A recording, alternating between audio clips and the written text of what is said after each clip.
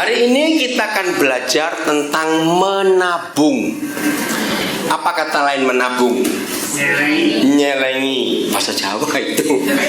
Apa kata lain? Apa?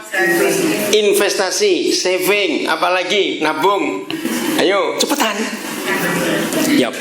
Begitu kita mendengar kata menabung, maka yang muncul pertama kali di benak kita apa itu? Nah, salah. Menabung itu nggak harus uang. Nah, betul bunga. Semua yang disebut tabungan pasti ada bunga. Betul nggak? Kalau orang menabung nggak ada bunga, maka mereka nggak akan mau nabung. Benar? Nah, kita akan belajar jujur hari ini. Salah satu sebab mengapa Papa di surga tidak bisa memberkati kita, walaupun rajin berdoa, aktif melayani, persembahannya rutin, karena ada tabungan yang salah di hidup kita. Saya mau buktikan. Menabung itu bentuknya nyimpan, bukan? Loh, betul nggak? Nyimpan. Dan semua orang kalau berkata menabung pasti mikirnya uang. Enggak, hari ini kita akan jujur kepada Papa di surga.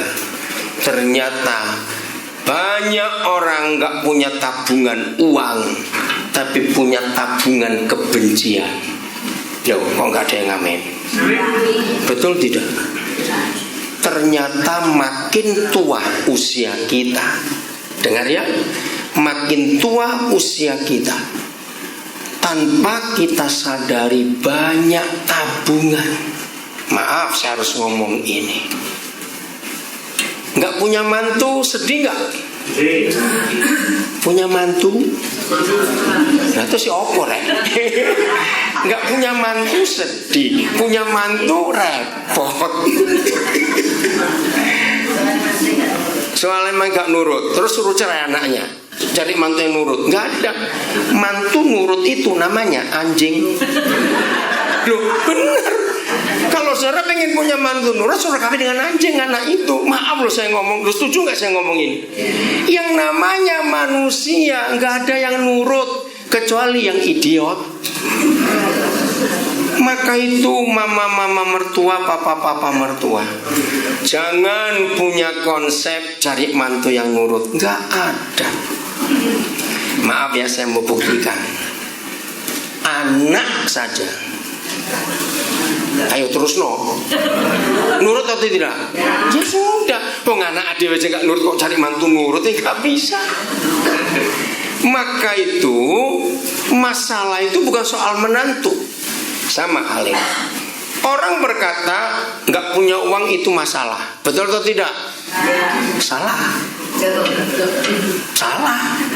Loh, kok salah? Saya mau buktikan. Kalau saudara berkata nggak punya uang itu masalah, itu logikanya yang punya duit banyak nggak punya masalah, kan begitu? Loh, coba mikir baik-baik. Ini serius saja mikir. Kalau saudara berkata nggak punya uang itu masalah, berarti kalau orang punya uang nggak ada masalah. Tapi faktanya, loh, faktanya berarti yang masalah bukan uangnya. Nah, orangnya. Sama seperti mantu, nggak punya mantu sedih, kok anakku nggak kawin-kawin. Sudah kawin punya mantu, masalah juga. Jadi masalahnya bukan pada menantunya, tapi pada mertuanya. Gitu loh maksudnya. Loh iya toh, loh kok saya ini ngajarnya pelan-pelan supaya saudara ngerti, betul? Waktu anak masih kecil, punya masalah nggak? Punya. Kita berharap kok nggak gede-gede kamu nak. Diingoni, diberi makan gede. Punya masalah nggak? Nah, jadi yang masalah siapa? Bukan anaknya, mbok bapak ini, papa mamanya ini. Saudara, kita jujur. Nggak punya kerjaan, masalah tidak? Masalah. Berarti logikanya yang punya kerjaan nggak punya masalah. Faktanya, loh ayo, punya kerjaan masalah tidak? Masalah lagi. Nah, terus enaknya apa kayak gini nih? Terus enaknya gimana? Gak ono sing enak, betul. Jadi hidup ini gak ada yang enak. Kok gak amin lah? Yang enak itu kalau nabungnya bener. Sudah hidup gak ada yang enak. Banyak saudara nabungnya hal salah. Maka itu saya katakan, makin tambah usia kita, ternyata tanpa kita sadari banyak yang kita tabung. Maaf, saya cerita lagi. Yang karena keadaan harus pindah-pindah rumah karena kontrak nggak bisa diperpanjang. Kumpul tetangga masalah nggak? Masalah. Nggak punya tetangga? Masalah juga. Jadi manusia ini repot bener kok. Bisa bayangkan Tuhan di surga ngurusi kita. Untung dia nggak stroke. Loh, betul nggak? Untung berapa miliar orang sak dunia ini permintaannya macam-macam. Maka itu yang penting, bukan tetangga, bukan anak, bukan mantu, bukan kerjaan, bukan uang nggak punya atau punya, bukan. Masalahnya pada tabungan-tabungan kita ini. Makin sering kita pindah rumah karena kontrakan habis gak bisa diperpanjang, makin banyak gak tabungan masalah tetangga kita. Ngerti gak maksud saya ini ya? Tahun 60-an kita tinggal di daerah Simorejo misalnya. Ini kan kita di Surabaya. Gak lama pindah ke Simolawang sama Simonya, tapi jaraknya jauh. Betul. Gak lama lagi balik ke Simokuagian sana. Nggak lama lagi pindah ke Lawang Seketeng sama Simolawang, Lawang Seketeng. Dari Lawang Seketeng pindah ke Pandean, kan Tonggoan itu. Makin sering kita pindah-pindah, tabungan kita tentang kesalahan tetangga makin banyak. Mengerti? Mantu satu punya masalah, mantu dua juga bermasalah, karena anaknya dua, anaknya tiga. Nah saudara, hari ini kita harus jujur. Semua sumber penyakit, semua sumber masalah itu ternyata di otak kita. Betul gak saya ngomong ini? Sumber itu ada di otak ini loh. Apa yang kita pikirkan? Coba renungkan. Orang yang paling sulit dan paling repot dan paling susah di dunia itu orang pelit. Coba tertawa dulu. Saya ulangi lagi. Orang yang paling susah, orang yang paling celaka, orang yang paling ruwet hidupnya di dunia adalah orang apa? Pelit. Kenapa orang pelit itu punya banyak masalah? Sebab apa-apa dipikirin. Keluar berapa ya? Nanti baliknya berapa ya? Untung berapa ya? Rugi berapa ya? Orang pelit itu kalau belanja lama sekali. Enggak cuma nawar kok, milih. Betul? Habis sak pasar Genteng, pindah ke pasar Pabean. Karena milih terus. Lah bagaimana orang pelit itu? Ide belanjanya harus dapat barang bagus, murah. Capek. Terus kalau naik becak ngenyang terus. Nawar terus. Gini loh, sebelum saudara nawar, coba becak sendiri. Baru nawar. Loh, masuk akal gak kalau begitu? Coba narik becak sendiri, terus baru nawar. Loh, betul gak? Nah, jadi kenapa orang itu pelit? Takut. Orang pelit itu karena takut. Takut apa? Takut miskin, takut rugi, takut kurang. Takut apa? Ditipu. Enggak, saya dengar suara. Takut apa? Ya, takut habis. Saya mau ajari hari ini. Semua firman yang dikatakan Tuhan dan tertulis di Alkitab, kalau kita lawan, ya, kalau kita lawan, kita jadi susah.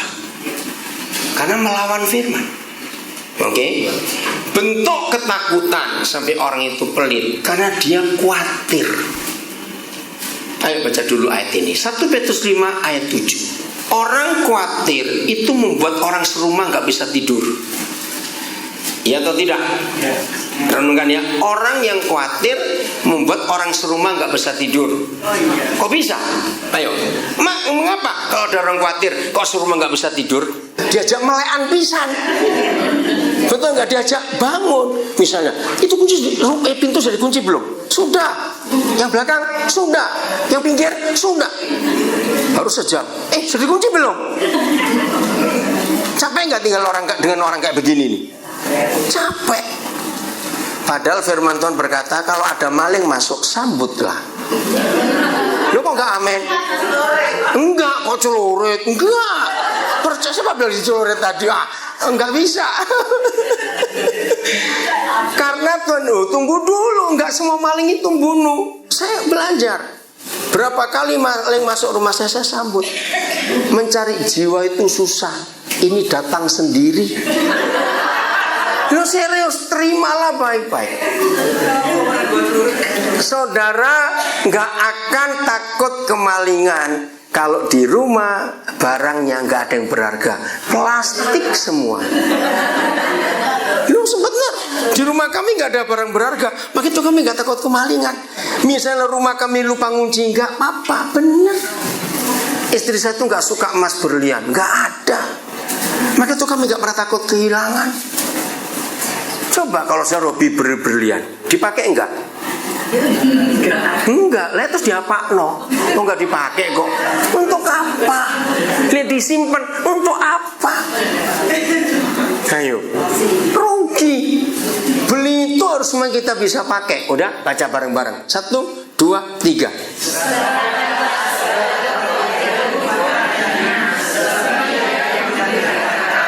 Nyanyi ini siapa? Tuhan, Papa. Apa yang dia minta kita serahkan? Kekhawatiran. Dengar baik-baik. Makin kita tua, harusnya makin pinter, karena pengalamannya banyak. Loh, jawab ya atau tidak? Selama hidup, pernah nggak kita nggak khawatir? Ayo, saya hitung mulai kepala 7. Yang kepala 7, saya kepala 6 tahun ini. Kepala 7 ya. Tahun 50-an ada kekhawatiran nggak? Ada. Tahun 60-an ada kekhawatiran nggak? Tahun 80-an ada khawatir nggak? Tahun 90-an ada khawatir nggak? Tahun 2000-an ada khawatir nggak? Loh, saya tanya kok jawaban. Ada. Dengarkan. Berarti kalau kita sudah kepala 7, ternyata sepanjang hidup ini sudah sering alami khawatir. Dan pertanyaannya, yang kita khawatirkan itu jadi semua atau enggak jadi semua? Enggak jadi. Loh, jawab iya atau tidak? Kalau saudara belajar psikologi, tanya kalau ada anak-anak saudara kuliah psikologi, kekhawatiran itu faktanya enggak sampai 5%. Enggak ada, kecil. Betul? Jadi seharusnya kalau umurnya 70-an, kalau khawatir datang lagi, yang menang siapa, yang kalah siapa seharusnya? Loh, ayo. Ya, yang menang siapa harusnya? Kita, karena sudah pengalaman dengan mereka. Tapi faktanya siapa yang kalah seringkali? Kita. Berarti yang goblok? Loh, betul nggak? Maka itu saya katakan harusnya tambah tua tambah pinter. Faktanya, aduh. Kenapa tambah tua yang harusnya tambah pinter kok tambah bodoh? Ya karena nggak mau belajar. Belajar dari dua hal. Satu dari firman. Siapa yang ngomong? Tuhan. Dia ngomongnya betul atau bohong? Tuhan pelintut-pelintut? Nah, kenapa nggak percaya kalau dia nggak pernah bohong? Serahkanlah segala khawatirmu kepadanya. Segala lu. Berarti khawatir itu banyak atau sedikit? Banyak, macam-macam bisa jadi kita khawatir. Serahkanlah. Karena apa? Karena Papa yang memelihara. Kenapa khawatir? Karena nabungnya salah. Maaf, jangan marah. Biasanya orang tua, biasanya, tapi harus jujur ya, bertobat hari ini. Janji ya? Maaf. Kalau dengar saudaranya yang sudah tua juga, temannya sudah tua meninggal, ayo mikir apa ya yang masih hidup ini?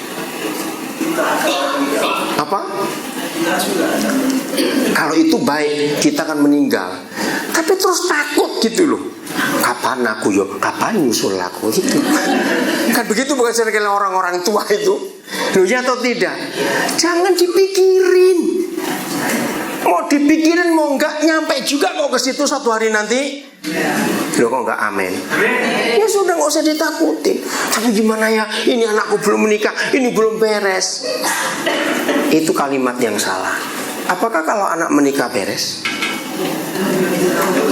Nah, makanya tambah ruwet tadi itu. Jadi untuk apa kita takut? Kalau hari itu tiba, enggak usah dipikirin. Serahkan aja kepada Tuhan. Tapi ini belum beres loh. Maaf.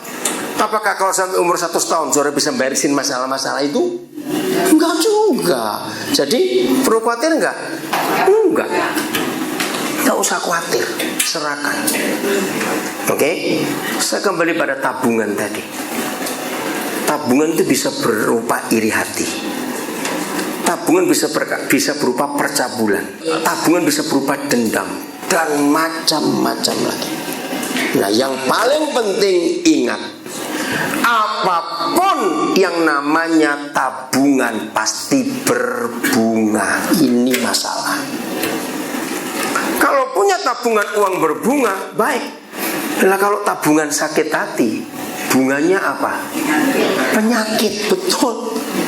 Nggak bisa tidur karena gerget-gerget terus. Betul. Lagi makan enak, lep. Terus lihat orang baju kuning lewat. Nah, ini dulu yang nyakiti saudara itu orang baju kuning. Jadi lagi makan telap enak gitu, toto baju kuning lewat.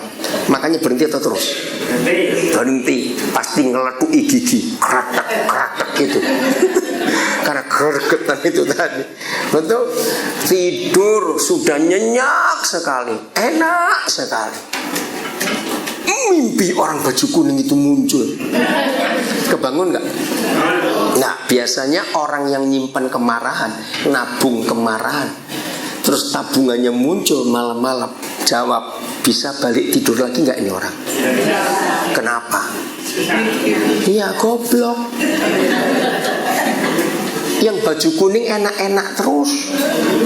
Betul nggak? Yang setengah mati? Nah, kan rugi. Sana makan terus, jalan-jalan terus. Kita yang gergeter, nggak bisa bunyi gigi, saya nggak tahu kayak apa. Rugi.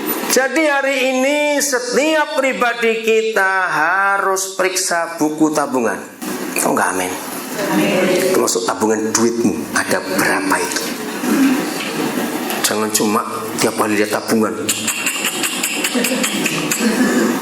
Yang paling gede 9. Ini buntutnya 14. Wih. Tiap hari dibukai. Sama dengan tabungan-tabungan. Baca ayat berikut. Mengapa Maria bisa melahirkan Yesus? Yesus itu firman atau bukan? Firman. Mengapa Maria bisa melahirkan firman? Sebab dia nabung firman. Khawatir itu dampaknya ini. Ini 1 Petrus 5 ayat 8. Terima kasih. Sadarlah, berjaga-jagalah. Apa arti sadar dan berjaga-jaga itu artinya apa? Waspada, siap-siap, hati-hati. Nah, karena ayat 7 1 Petrus 5 bicara soal kekhawatiran, serahkan. Tapi ayat 8, tapi begitu saudara tidak mau menyerahkan, khawatir, maka yang muncul siapa? Iblis. Sadarlah, berjaga-jagalah, lawanmu. Ingat, lawan kita bukan tetangga kita, bukan mertua kita, bukan menantu kita, bukan ipar kita, bukan teman kita. Siapa lawan? Iblis. Itu lawanmu iblis. Berjalan keliling sama seperti singa yang mengaum-ngaum, singa yang lapar dan mencari orang yang dapat dimakannya, dimangsanya, ditelannya. Berarti begitu ada orang khawatir, itulah makanan iblis. Ada penciuman yang tajam. Iblis itu sering ganggu orang yang khawatir. Maka itu orang yang khawatir sering gak bisa tidur, makan gak enak, sakit mahnya kambuh, jantungnya drodok, macam-macam sudah kena semuanya. Betul? Rugi gak?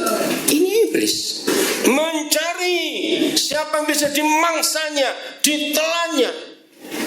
Jadi yang membuat iblis datang, khususnya bagi orang-orang tua ya, kalau anak-anak muda, iblis datang ketika ada percampuran di hidup orang itu. Iblis akan tahu. Orang-orang tua kekhawatiran yang paling sering mengganggu. Nah, iblis akan datang. Mau buang kekhawatiran nggak hari ini? Yo, saya tanya, mau buang kekhawatiran nggak? Harus. Jangan tanya caranya bagaimana. Ya caranya serahkan. Begitu muncul khawatir, katakan setan, papaku sayang aku, pergi kamu dalam nama Yesus. Mau nggak melakukan itu? Apa yang muncul sebagai kekhawatiran, langsung lawan. Bukan begitu. Aku sudah kenal kamu khawatir. Dari dulu kan kamu sering muncul toh. Aku kenal kok. Ngapain nih yang sudah kenal dipusingin? Biarin aja. Mau berubah mulai hari ini? Oke. Lukas 2:19. Apa yang Maria tabung? Nah, harusnya kita seperti ini. Ya. Tetapi Maria bagaimana? Menyimpan, stok dulu. Nah, kata menyimpan ini boleh nggak saya bilang menabung? Sama toh, orang menabung kan menyimpan. Nah, saya ganti. Tetapi Maria menabung berapa hal? Segala perkara itu. So nanti baca ya, Lukas 2 sampai Lukas 3, Lukas 1 sampai Lukas 3. Nggak banyak. Lukas 1 sampai Lukas pasal 3 itu tentang hidup Maria. Ada 2 atau 3 kali ayat seperti ini. Maria menyimpan. Apa yang disimpan? Firman. Jadi hobi Maria itu menabung firman. Kalau menabung firman, bunganya apa? Damai sejahtera, sukacita, kebahagiaan. Betul enggak? Karena firman itu berbunga. Tapi kalau nabung penyakit, nabung pahit hati, marah, kecewa, bunganya apa tadi? Penyakit. Ayo kita jujur, apa yang kita tabung di hidup kita? Tetapi Maria menabung segala perkara itu. Apa? Firman yang dia dengar di dalam mananya. Nah, kalau uang kita tabung di bank, tapi kalau firman ditabung di hati. Begitu pula sakit hati, begitu pula dendam, begitu pula iri hati. Tabungnya di mana? Hati. Jadi apa yang kita simpan di hati kita, yang kita tabung di hati kita, itu yang berbunga. Dan itu keluar lewat hidup kita. Dan yang terakhir, merenungkannya sama. Ayo jujur, orang lebih hafal ayat Alkitab atau nomor rekening? Nggak usah tanya kok tertawa. Ngaku orang itu lebih hafal ayat Alkitab atau nomor rekeningnya? Kenapa? Kenapa kok nomor rekening lebih dihafal daripada ayat Alkitab? Karena ada tabungannya. Lo betul tidak? Tabungan itu pasti hafal, nggak usah dihafalkan. Ayo jujur. Begitu ngecek saldo terakhir, itu nancep. Nanti seminggu lagi tanya, loh kok tambah tabungan ini? Siapa ngasihin? Nah, apa? Tapi coba tanya, khotbah minggu lalu apa yo? Ayo apa yo? Lali. Baru seminggu firman lali, tabungan hafal. Duit. Sebetulnya itu wajar. Karena apa yang kita tabung itu kita hafal terus. Nah, kata merenungkannya itu artinya selalu mengingat. Merenung, ngulangi lagi. Sakit hati perlu dihafal enggak? Enggak, tapi nah, mengapa sakit hati itu enggak perlu dihafal kok hafal? Jawabannya karena direnung norek. Karena direnungkan. Apa itu merenung? Mengulang-ulang. Iya ya, oh betul ya, dia begitu loh. Oh iya, sambil mandi, jubur, kok dia begitu ya, kenapa ya? Sambil nyapu, oh iya kok dia ngomong begitu, salahku ini apa? Mau tidur, iya kok kenapa kok dia begitu? percayalah, jangkep seminggu hafal. Seminggu kita renungkan pagi, siang, malam, sore, hafal. Jadi kalau tabungannya firman dan kita renungkan, maka firman itu hidup di dalam diri kita. Saya pakai istilah ini, semua itu saya gunakan sebagai firman. Firman Tuhan, firman manusia. Bisa gak manusia berfirman? Arti ngomong itu bisa toh? Nah ini buktinya. Menurut saudara, yang lebih gampang dihafal itu firman Tuhan atau firman mama mertua? Lah ayo cepetan jawab. Yang lebih gampang dihafal itu firman atau firman mama mertua? Cepetan lah. Nah, kenapa? Karena disimpan, diiling-iling. Karena firman mama mertua itu disimpan di hati dan direnungkan, diingat-ingat. Tiap kali ketemu orang langsung cerita, "Duh, mama mertuaku, amit amit, amit." Orang satu pergi, orang kedua datang. "Aduh, mama mertuaku, amit amit." Nah, kalau tiap kali ketemu orang diomongin firmannya mama mertua tadi, jangkep seminggu hafal. Langsung hafal. Coba kalau firman Tuhan yang kita dengar, kita ulang lagi, eling-eling lagi, ingat lagi, pasti hafal.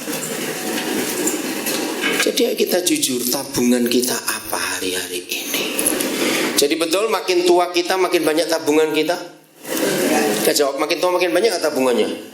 Makin banyak. Dan kita harus hati-hati. Oke.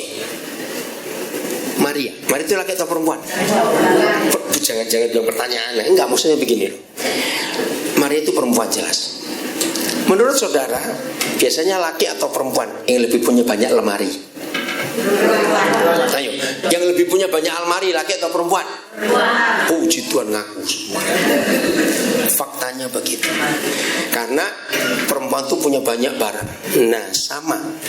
Tadi saya katakan bahwa tabungan uang itu kita seneng kalau ngeliatin sesering mungkin. Seneng nggak? Kenapa seneng? Karena isinya banyak. Nah, ternyata sama. Banyak orang tua-tua, jangan marah saya. Banyak orang tua-tua yang kalau sudah disebut lansia, usia emas, itu kerjaannya banyak atau sedikit? Sedikit. Beda dengan yang masih muda. Tapi ini masalahnya. Ternyata kerjaan sedikit yang artinya banyak nganggur, itu lebih banyak masalah. Kena apa? Saya enggak cerewet. Ya betul, pernah ngaku. Puji Tuhan ngaku. Maka dia masih muda-muda, kalau besok tua jadi jangan cerewet ya. Kenapa yang tua-tua kurang kerjaannya seperti anak muda, tapi lebih banyak masalah? Karena nganggur. Nganggur itu yang enggak diurusi. Betul tidak? Nah, yang diurus ini enggak suka. Suka enggak? Enggak. Jadi ngerepoti malah. Nah, maka itu hati-hati. Karena makin tua usia kita, makin banyak almari yang kita punya. Karena simpanan kita makin banyak. Di sini tanpa sadar seringkali kalau kita nganggur, kita berdiri di almari, depan almari itu. Ngerti gak maksudnya? Terus dibukain satu-satu. Ini aku dapat hadiah tahun 62 ini. Wih, susun rapi. Tutup almari satu, buka almari kedua. Oh, ini tahun 73 waktu ponakan pulang dari Itali kasih hadiah ini. Oh, yang ini dari besanku pulang dari Tiongkok aku dikasih ini.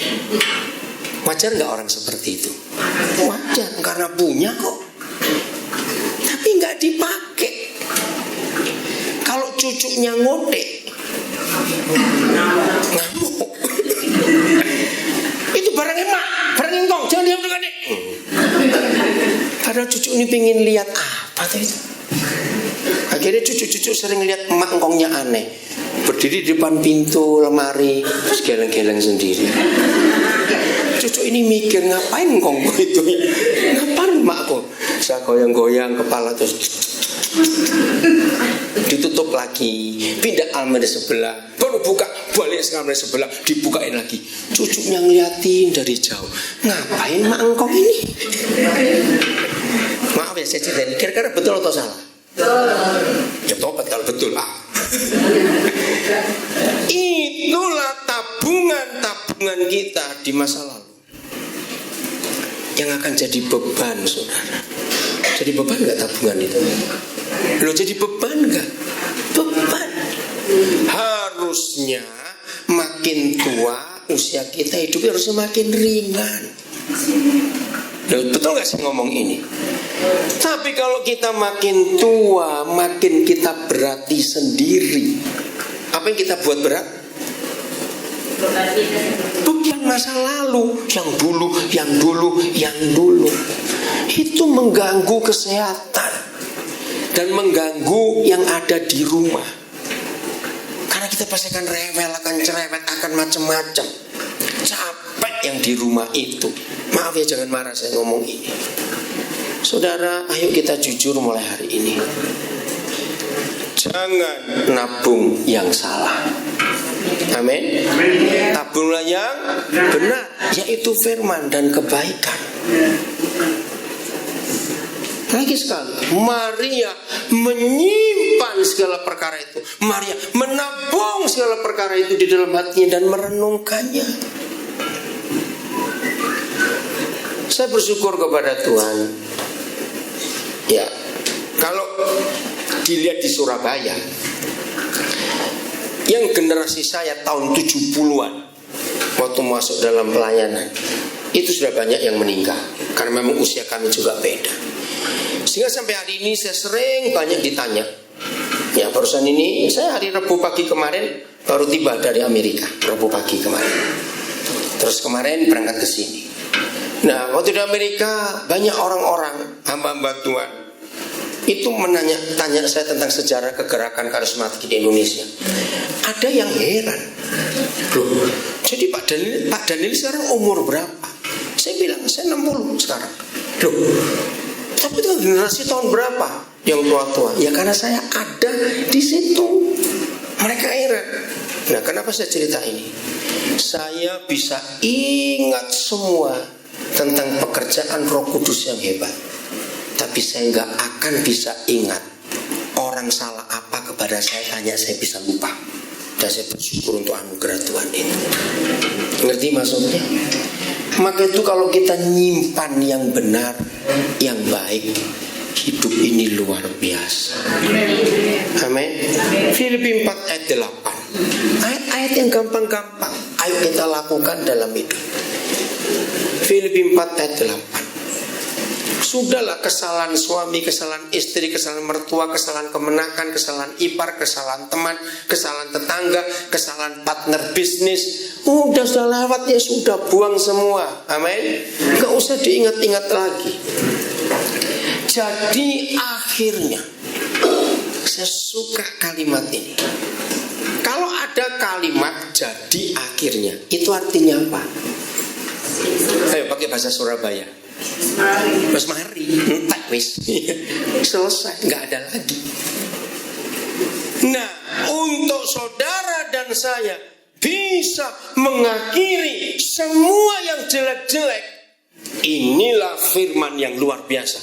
Katakan amin. Jadi akhirnya siapa yang disebut? Siapa itu saudara? Kita semua. Baca ya. Jadi akhirnya saudara-saudara, 1, semua yang benar.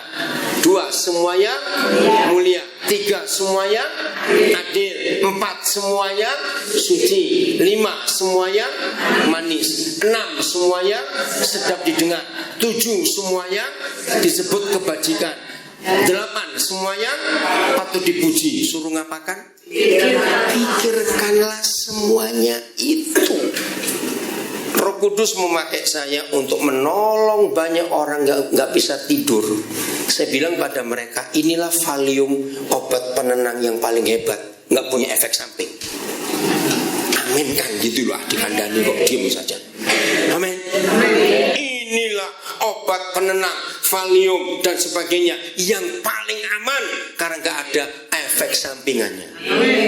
Kalau saudara berhasil membuat otak kita, hati kita hanya memikirkan 8 hal ini, sehat. Karena yang kita simpan yang jelek-jelek. Lah betul nggak? Jangan-jangan. Ya kalau iya, kenapa dia begitu? Awas kamu ya. Terus begitu, makanya nggak bisa tidur. Tapi ini obat yang luar biasa. Kalau ini disebut obat, makanya berapa kali terserah mau 20 kali sehari nggak apa-apa. Sebelum makan terus sudah makan, nggak ada bedanya, sama-sama. Kok nggak amin lagi ada? Pokoknya begitu kacau pikirannya, baca ayat ini. Pokoknya aku hanya mau mikir semua yang benar, semua yang mulia, semua yang adil, semua yang suci, semua yang manis, semua yang sedap didengar, semua yang disebut kebajikan, semua yang patut dipuji. Hanya itu aku mau mikir, yang lain aku gak mau. Amin. Pasti hidup ini sehat. Maka kalau tabungan kita selain uang adalah kebenaran ini, hidup ini luar biasa. Amin. Nanti teman-teman lama yang gak ketemu saudara pasti pangling. Kenapa pangling? Kok tambah nom kon gitu? Karena seger. Teman-teman lama yang sudah lama gak jumpa saudara akan gak kenal nih. Karena kenapa? Saudara kelihatan tambah muda. Bukan istri muda, beda loh ya. Tambah muda. Wah, luar biasa. Karena sehat. Orang yang tabungannya benar, dia akan sehat hidupnya. Tidurnya enak, makannya enak juga. Mau kemana-mana gak pernah takut, pusing, khawatir, enggak. Mau berubah mulai hari ini? Sungguh ya, kalau enggak rugi sendiri, gitu aja. Tuhan kasih tawaran yang luar biasa kok. Hebat bukan firman ini ya? Saya bersyukur betul-betul. Maka itu hari ini bebaskan diri kita. Nah, pasti saudara tanya, kalau tabungannya yang kotor-kotor tadi, berarti pikirannya kotor, hatinya kotor. Gimana bisa bersih? Yohanes 15 ayat 3. Oh, ada pembersihnya yang luar biasa. Menurut saya bagi dunia kesehatan, Yohanes 15 ayat 3 ini detox yang gratis dan dampaknya luar biasa. Oh enggak amin? Ya, ayo baca sama-sama. 1, 2, 3. Kamu memang bersih karena firman yang telah kukatakan kepadamu. Sebelum saya uraikan ini, saya balik dulu. Kata-kata orang bisa membuat kita kotor enggak? Sangat bisa. Nah, kalau kata-kata orang bisa membuat kotor, yang bisa membuat bersih kata-katanya siapa? Tuhan Yesus. Maka itu kalau kita membaca firman, merenungkan firman, mendengar firman, pasti lo baca bersih. Saya ulangi lagi, kok belum ngeh ini. Jadi kalau kita baca firman, mendengarkan firman, kok dikhotbahi, merenungkan firman, kita pasti bersih. Nah, kata bersih di Yohanes 15 ayat 3, bahasa medisnya itu detox. Ada yang pernah di detox? Mana toh? Supaya bersih. Jadi firman ini, kalau tadi Filipi 4 ayat 8 itu Valium, Mogadon yang paling hebat, enggak ada efek samping. Sekarang Yohanes 15 ayat 3 ada detox yang paling gratis dan murah, yaitu firman. Sudah bersih karena firman. Siap mulai hari ini? Hari ini saya akan punya pengalaman dahsyat, saudara. Saya belum ketemu. Tahun lalu bulan Februari atau Maret, saya dapat telepon dari Purwokerto. Suaranya saya tahu ini orang sudah tua, tapi kok masih renyah. Ternyata dia itu pensiunan guru bahasa Mandarin dan bahasa Inggris. Umur 77 tahun yang lalu, tahun ini 78 tahun. Dia telepon saya karena dia lihat film tentang Papua. Terus dia bilang, Pak, saya mau jadi guru sekolah Bapak. Nah, umur 78 jadi guru, apa nggak salah? Waduh, suara dia ngotot. Akhirnya Cik Louis itu saya mikir, orang ini serius loh, karena sering telepon. Ya kami tuh mikir 78 dibawa ke papa lah, kalau ada apa-apa. Harus saya tanya detail. Oh ternyata istri sudah meninggal, anak 3 sudah besar-besar. Jadi dia tuh nggak ada tanggungan. Dia tinggal di rumah sewa. Nah terus dia bilang, saya ini kalau bisa pengen mati di Papua Jawa. Wah tambah repot saya bilang gitu, pengen mati di Papua. Umur 78 saudara. Akhirnya 3 anaknya telepon saya gantian. Mereka berunding. Mereka bilang memang papa ini keras kepala. Kalau maunya ya sudah. Sampai saya bilang gini aja dah, kalau kalian takut, wajar namanya anak ya, melepaskan orang tua seumur itu. Gini, ada nggak salah satu dari kalian 3 ngecek dulu ke Papua supaya yakin? Akhirnya nggak ada yang mau. Ya udah. Jadi hari ini dia tuh maksa ketemu saya. Jadi tadi pas saya di dalam, dia telepon, oke, saya dapat kereta api turun Gambir jam 4. Ya udah, saya akan berangkat setengah 2 dari Juanda ke Jakarta, langsung Gambir jemput dia. Nah nanti malam saya akan ketemu satu keluarga yang besok akan merayakan ulang tahun pernikahan yang ke-70. Besok anaknya 9. Yang paling akhir itu pendeta, itu kenal saya.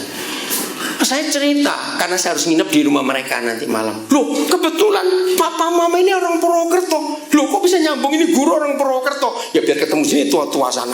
Saya nggak tahu mau ngomong apa. Bisa pas ya Tuhan ngaturnya itu, kok bisa? Ya udah, ngerti ya. Jadi saya akan lihat ini orang bagaimana umur 78 ngotot. Nah kami berunding dengan guru-guru, kepala sekolah, pengurus yayasan. Ya umur 78 ini gimana? Ya sudahlah, dia bilang saya ini masih bisa berenang, kolam renang ukuran nasional itu 5 kali bolak-balik. Saya bilang hebat sekali, empek satu ini. Ya udah, jadi nanti saya akan ketemu jam 4 ini di Gambir, artinya. Nah, saya bersyukur kalau ada orang-orang tua. Tadi lagunya bagus, ya, supaya kita masih kuat ini bisa jadi berkat. Karena suatu hari kita akan berhenti nanti itu. Nah, saudara, apa kira-kira yang kita bisa kerjakan dalam hidup ini? Bisa nggak hidup ini bermanfaat buat banyak orang? Sangat bisa, sangat bisa. Maka itu untuk membersihkan kotoran-kotoran pakai apa? Firman, renungkan firman. Dia bersih. Semua yang kotor-kotor dipikir hati kita bersih semuanya. Bahkan firman itu menyembuhkan. Mazmur 117 ayat 17 coba. Mazmur 117 atau 107. Coba cek. 100 berapa? 107. Oh, terima kasih Pak. Firman menyembuhkan Pak ya. Oh, Bapak ini apa? 107, maaf. Ayat 17. Ya. Ada orang-orang yang menjadi sakit oleh sebab. Nah, ini loh. Jadi semua penyakit itu bukan karena virus, bukan karena bakteri, oleh karena apa? Kelakuan kita yang berdosa. Nah, salah satu kelakuan berdosa adalah nabung yang salah. Nyimpen salah orang salah atau tidak? Salah. Nyimpen sakit hati salah atau tidak? Salah. Itulah tabungan yang salah. Ada orang-orang menjadi sakit oleh sebab kelakuan mereka yang berdosa. Maka itu jangan ada kelakuan dosa. Dan diapakan? Ngeri, disiksa oleh sebab kesalahan-kesalahan kita. Karena tadi itu Tuhan berfirman, musuh suruh ngeracun atau suruh ngampuni? Tapi kita seringkali mau ngeracun. Selalu bilang ini orang Surabaya, mandar mate okon gitu. Ini orang Surabaya kalau ngomong tuh kasarnya luar biasa.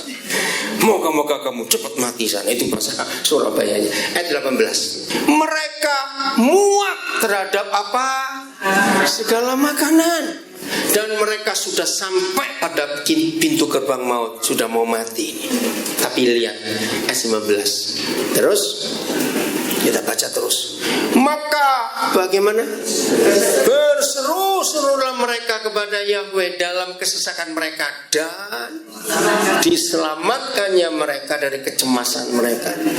Inilah janji firman yang luar biasa. Ayat 20. Ayo baca sama-sama. 1, 2, 3. Disampaikannya firman-Nya dan disembuhkannya mereka dan diluputkannya mereka dari liang kubur. Jadi kalau disampaikan firman lalu bisa sembuh, jadi firman itu apa? Obat. Betul, firman itu obat. Yakinkan diri saudara, khususnya oma opa ini, bahwa untuk hidup sehat renungkan firman. Firman, simpan firman, tabung firman, ingat-ingat firman, eling-eling firman, disampaikannya firmannya dan disembuhkannya kita. Terima kasih. Gratis nggak ini? Walaupun saudara punya BPJS, ya jangan senang sakit dong, Rek. Belum rugi nggak? Mentang-mentang punya BPJS, kok nggak sakit-sakit tapi goblok itu.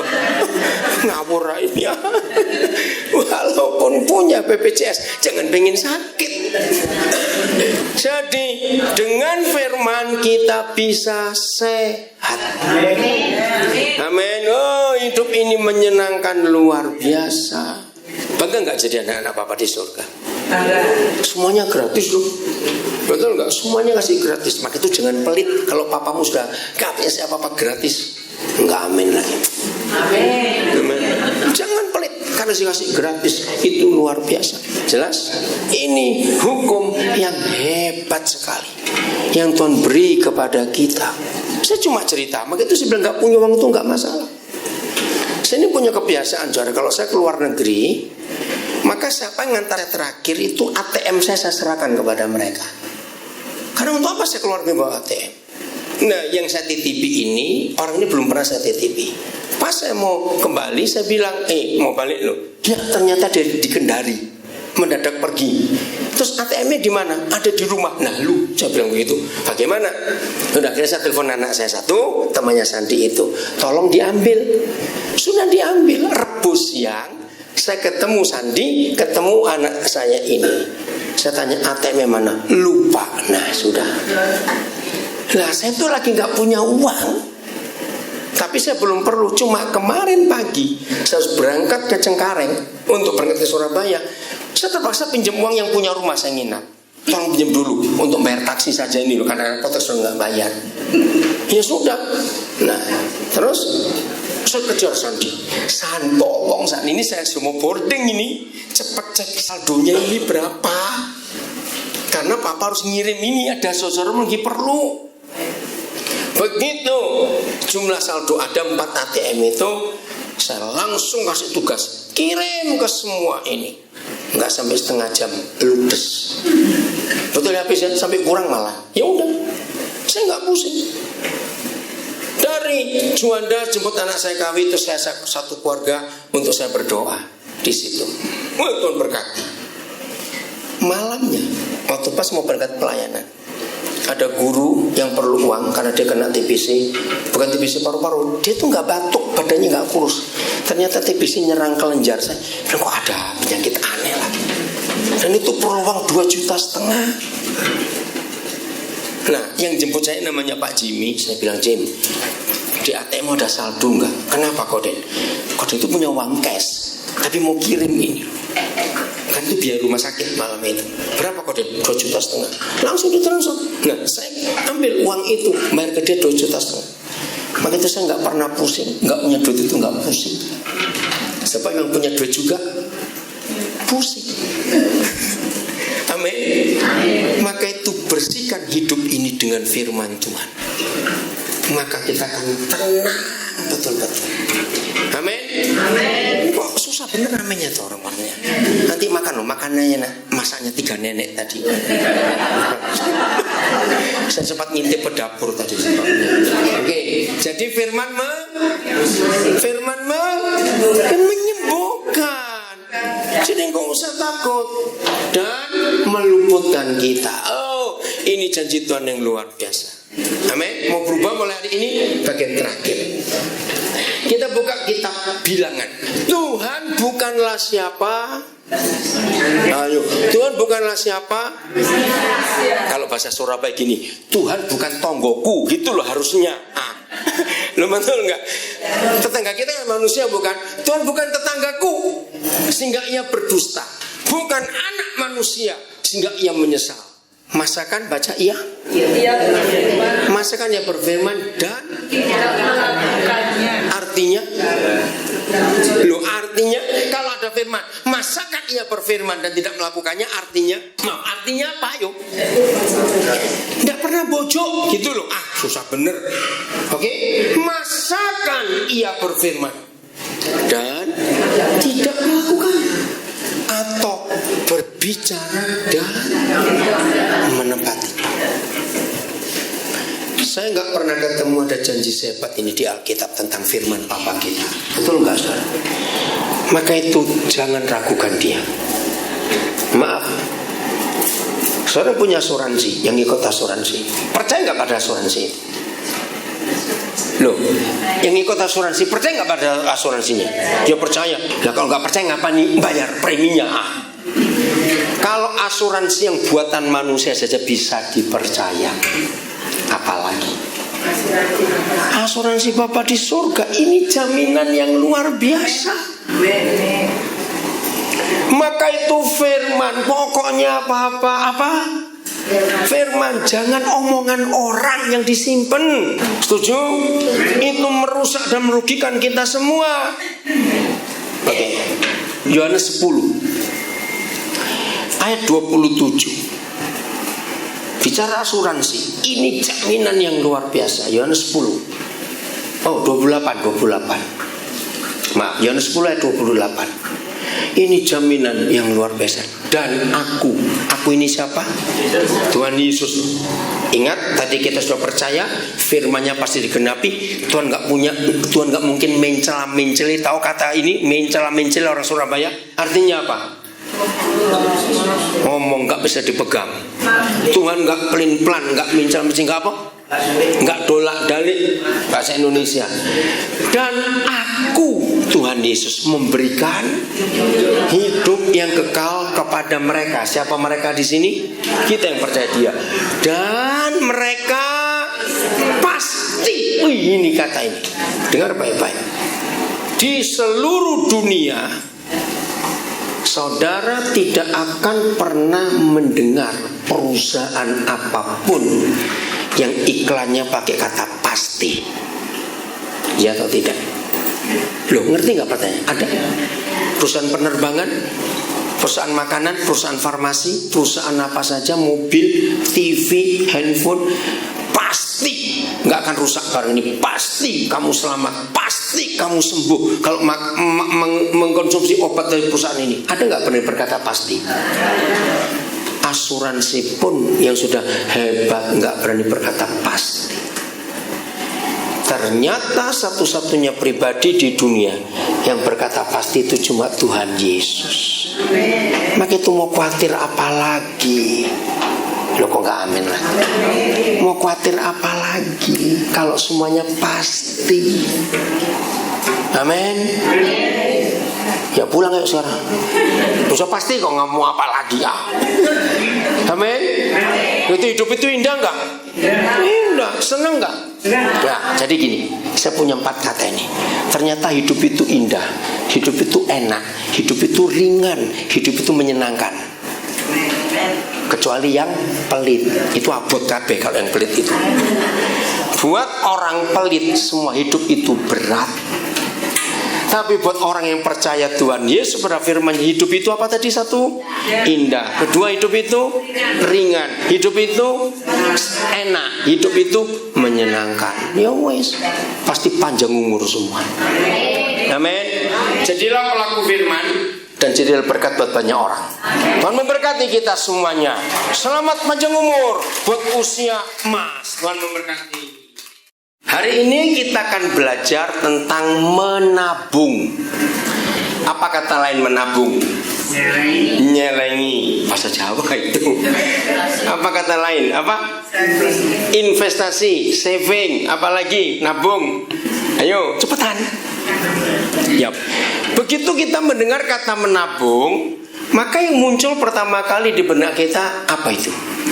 Nah, salah. Menabung itu nggak harus uang. Nah, betul bunga. Semua yang disebut tabungan pasti ada bunga. Betul nggak? Kalau orang menabung nggak ada bunga, maka mereka nggak akan mau nabung. Bener? Nah, kita akan belajar jujur hari ini. Salah satu sebab mengapa Papa di surga tidak bisa memberkati kita, walaupun rajin berdoa, aktif melayani, persembahannya rutin, karena ada tabungan yang salah di hidup kita. Saya mau buktikan. Menabung itu bentuknya nyimpan, bukan? Loh, betul nggak? Nyimpan. Dan semua orang kalau berkata menabung pasti mikirnya uang. Enggak, hari ini kita akan jujur kepada Papa di surga.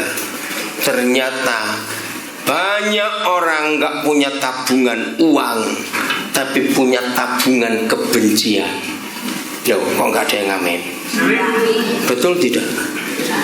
Ternyata makin tua usia kita, dengar ya, makin tua usia kita, tanpa kita sadari banyak tabungan. Maaf, saya harus ngomong ini. Nggak punya mantu, sedih nggak? Punya mantu? Nah itu si opor ya. Nggak punya mantu sedih, punya mantu repot. Soalnya emang gak nurut, terus suruh cerai anaknya, cari mantu yang nurut. Gak ada. Mantu nurut itu namanya anjing. Loh, bener. Kalau saudara pengen punya mantu nurut, saudara kawin dengan anjing anak itu. Maaf loh saya ngomong, lu setuju gak saya ngomong ini? Yang namanya manusia gak ada yang nurut kecuali yang idiot. Maka itu mama mertua, papa mertua, jangan punya konsep cari mantu yang nurut. Gak ada. Maaf ya, saya mau buktikan. Anak saja, ayo terus no, nurut atau tidak? Ya sudah, kok anak adik aja gak nurut, kok cari mantu nurut? Ya gak bisa. Maka itu masalah itu bukan soal menantu. Sama halnya, orang berkata nggak punya uang itu masalah. Betul atau tidak? Salah. Salah. Loh, kok salah? Saya mau buktikan. Kalau saudara berkata nggak punya uang itu masalah, itu logikanya yang punya duit banyak nggak punya masalah, kan begitu? Loh, coba mikir baik-baik. Ayo, ini serius saja mikir. Kalau saudara berkata nggak punya uang itu masalah, berarti kalau orang punya uang nggak ada masalah. Tapi faktanya, loh, faktanya berarti yang masalah bukan uangnya, nah orangnya. Sama seperti mantu, nggak punya mantu sedih, kok anakku nggak kawin-kawin. Sudah kawin punya mantu, masalah juga. Jadi masalahnya bukan pada menantunya, tapi pada mertuanya, gitu loh maksudnya. Loh iya toh, loh kok ini ngajarnya pelan-pelan supaya saudara ngerti, betul? Waktu anak masih kecil, punya masalah nggak? Punya. Kita berharap kok nggak gede-gede kamu nak, diingoni, diberi makan gede. Punya masalah nggak? Nah, jadi yang masalah siapa? Bukan anaknya, mbok bapak ini, papa mamanya ini. Saudara, kita jujur, nggak punya kerjaan, masalah tidak? Masalah. Berarti logikanya yang punya kerjaan nggak punya masalah. Faktanya, lu ayo punya kerjaan masalah tidak? Masalah lagi. Nah, terus enaknya apa kayak gini nih? Terus enaknya gimana? Kalau saya enak betul. Jadi hidup ini nggak ada yang enak. Kok nggak amin lah? Yang enak itu kalau nabungnya bener. Sudah hidup nggak ada yang enak. Banyak saudara nabungnya hal salah. Maka itu saya katakan, makin tambah usia kita, ternyata tanpa kita sadari banyak yang kita tabung. Maaf, saya cerita lagi. Yang karena keadaan harus pindah-pindah rumah karena kontrak nggak bisa diperpanjang. Kumpul tetangga masalah nggak? Masalah. Nggak punya tetangga? Masalah juga. Jadi manusia ini repot bener kok. Bisa bayangkan Tuhan di surga ngurusi kita. Untung dia nggak stroke. Loh, betul nggak? Untung berapa miliar orang sak dunia ini permintaannya macam-macam. Maka itu yang penting, bukan tetangga, bukan anak, bukan mantu, bukan kerjaan, bukan uang nggak punya atau punya, bukan. Masalahnya pada tabungan-tabungan kita ini. Makin sering kita pindah rumah karena kontrakan habis gak bisa diperpanjang, makin banyak gak tabungan masalah tetangga kita. Ngerti gak maksud saya ini ya? Tahun 60-an kita tinggal di daerah Simorejo misalnya. Ini kan kita di Surabaya. Gak lama pindah ke Simolawang sama Simonya, tapi jaraknya jauh. Betul. Gak lama lagi balik ke Simokuagian sana. Nggak lama lagi pindah ke Lawang Seketeng sama Simolawang, Lawang Seketeng. Dari Lawang Seketeng pindah ke Pandean, kan Tonggoan itu. Makin sering kita pindah-pindah, tabungan kita tentang kesalahan tetangga makin banyak. Mengerti? Mantu satu punya masalah, mantu dua juga bermasalah, karena anaknya dua, anaknya tiga. Nah saudara, hari ini kita harus jujur. Semua sumber penyakit, semua sumber masalah itu ternyata di otak kita. Betul gak saya ngomong ini? Sumber itu ada di otak ini. Apa yang kita pikirkan? Coba renungkan. Orang yang paling sulit dan paling repot dan paling susah di dunia itu orang pelit. Coba tertawa dulu. Saya ulangi lagi. Orang yang paling susah, orang yang paling celaka, orang yang paling ruwet hidupnya di dunia adalah orang apa? Pelit. Kenapa orang pelit itu punya banyak masalah? Sebab apa-apa dipikirin. Keluar berapa ya? Nanti baliknya berapa ya? Untung berapa ya? Rugi berapa ya? Orang pelit itu kalau belanja lama sekali. Enggak cuma nawar kok, milih. Betul? Habis sak pasar Genteng, pindah ke pasar Pabean. Karena milih terus. Lah bagaimana orang pelit itu? Ide belanjanya harus dapat barang bagus, murah. Capek. Terus kalau naik becak ngenyang terus. Nawar terus. Gini loh, sebelum saudara nawar, coba becak sendiri. Baru nawar. Loh, masuk akal gak kalau begitu? Coba narik becak sendiri, terus baru nawar. Loh, betul nggak? Nah, jadi kenapa orang itu pelit? Takut. Orang pelit itu karena takut. Takut apa? Takut miskin. Takut rugi. Takut kurang. Takut apa? Ditipu.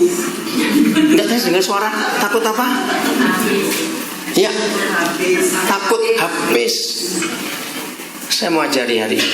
Semua firman yang dikatakan Tuhan dan tertulis di Alkitab, kalau kita lawan, ya, kalau kita lawan, kita jadi susah. Karena melawan firman. Oke? Bentuk ketakutan sampai orang itu pelit karena dia khawatir. Ayo baca dulu ayat ini. 1 Petrus 5 ayat 7. Orang khawatir itu membuat orang serumah gak bisa tidur. Iya atau tidak? Ya. Renungkan ya. Orang yang khawatir membuat orang serumah gak bisa tidur. Kok bisa? Ayo. Mengapa kalau ada orang khawatir kok serumah gak bisa tidur? Diajak melekan pisan. Betul gak? Diajak bangun. Misalnya, itu kunci, pintu sudah dikunci belum? Sudah. Yang belakang sudah. Yang pinggir sudah. Baru sejam. Sudah dikunci belum? Capek nggak tinggal dengan orang kayak begini nih? Capek.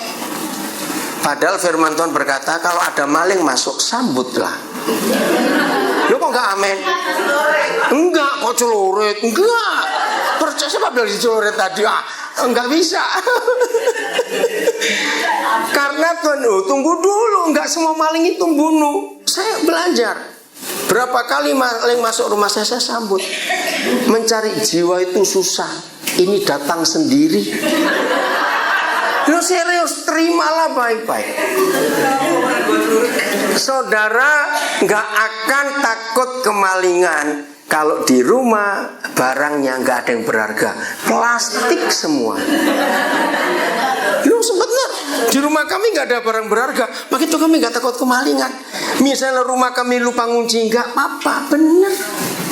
Istri saya tuh nggak suka emas berlian, nggak ada.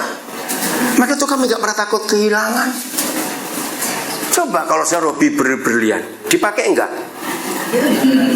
Enggak, lihat terus diapakno. Oh enggak dipakai kok. Untuk apa? Lihat disimpan untuk apa? Ayo, rugi. Beli itu harus memang kita bisa pakai. Udah, baca bareng-bareng. 1, 2, 3. Nyanyi ini siapa?